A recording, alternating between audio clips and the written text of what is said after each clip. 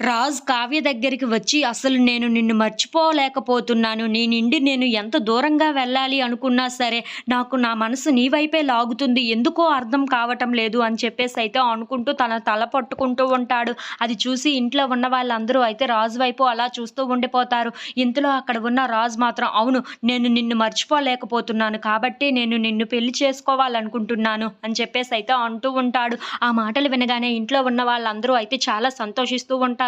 ఇంతలో అక్కడ ఉన్న కావ్య మాత్రం మౌనంగా రాజు వైపు చూస్తూ ఉంటుంది. అది చూసి అక్కడ ఉన్న రాజు మాత్రం అవును, నేను నిన్ను పెళ్లి చేసుకుంటాను. అలాగే నీ కడుపులో ఉన్న బిడ్డకు కూడా తండ్రిని నేనే అవ్వబోతున్నాను అని చెప్పేసైతే అంటూ ఉంటాడు. ఆ మాటలు విని అక్కడ ఉన్న సుభాష్ ఇంట్లో ఉన్న వాళ్ళందరూ అయితే చాలా సంతోషిస్తూ ఉంటారు.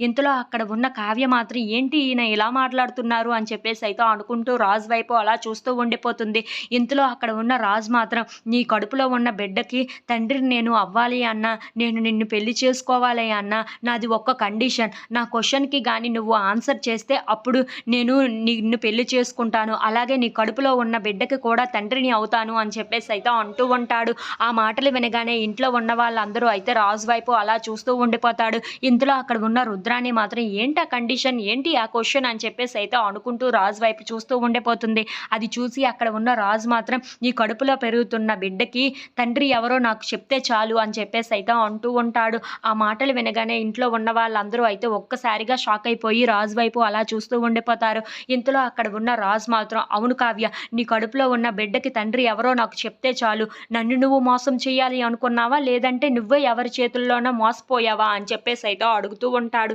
ఆ మాటలు వినగే అక్కడ ఉన్న కావ్యకైతే ఏం చెప్పాలో తెలియక రాజు వైపు అలా చూస్తూ ఉండిపోతుంది. ఇంతలో అక్కడ ఉన్న రాజు మాత్రం కావ్య నిన్నే కదా అడుగుతున్నాను చెప్పు అని చెప్పేసైతే చాలా కోపంగా అడుగుతూ ఉంటాడు. If you like this video please subscribe.